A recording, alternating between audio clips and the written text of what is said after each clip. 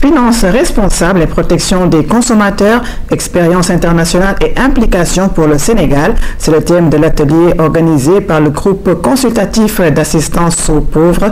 La cérémonie a été présidée par le ministre de l'Entrepreneuriat féminin et de la microfinance en présence de la princesse Maxima des Pays-Bas, Yorosar.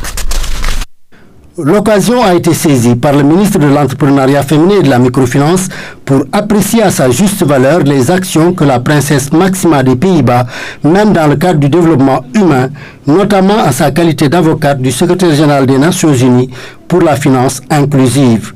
Et c'est sans doute l'engagement de l'ONU en faveur de la responsabilité sociale des institutions financières qui a inspiré le CEGAP.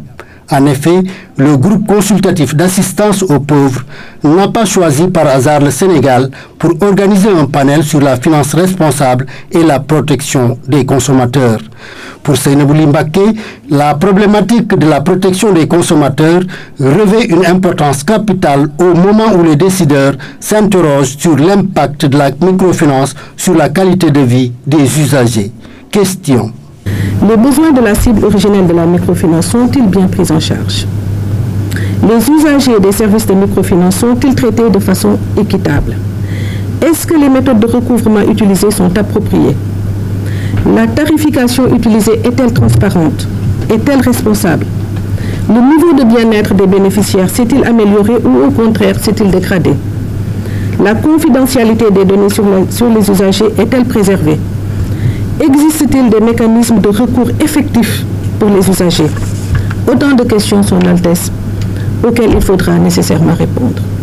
Autant de questions donc qui placent les exclus du secteur bancaire classique au cœur de toute intervention. C'est pourquoi le ministère en charge de la microfinance, appuyé par le ministère de l'économie et des finances, s'est engagé dans la construction d'un secteur financier plus responsable et soucieux des préoccupations de la clientèle des institutions de microfinance. À cet effet, une étude diagnostique sur la protection des consommateurs a été réalisée et un programme d'éducation financière mis en place. Il s'agit de tout faire pour que la microfinance serve l'intérêt des populations au lieu de se servir de leur misère pour prospérer. J'ai passé 3 jours formidables au Sénégal. Ces propos sont de la princesse Maxima qui a été reçue ce matin par le chef de l'État. Elle a beaucoup parlé de microcrédit et de modernisation des moyens de paiement. Elle est ici au micro de Alassane Sissé. En général sur comment est-ce qu'on peut faire pour donner des services financiers payables pour tout le monde ici au Sénégal. Il y a toujours 80% de la population qui n'ont pas accès aux services financiers et ça veut dire pas seulement le crédit mais aussi l'épargne et des systèmes de paiement. Donc on a beaucoup parlé sur ça, le défi mais aussi le promet de certaines innovations comme le mobile payments, de payer avec le téléphone mobile, où là la pénétration ici à Sénégal est assez plutôt importante. Et on a parlé aussi sur les coûts des données de crédit et comment est-ce qu'on peut aider cette situation.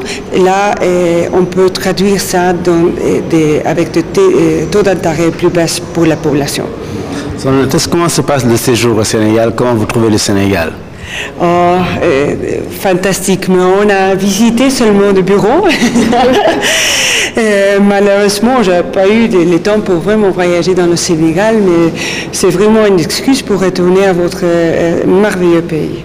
Et on a trouvé des gens incroyables. Et c'était des 3 jours, de très bonnes conversations et ça a été très bien passé.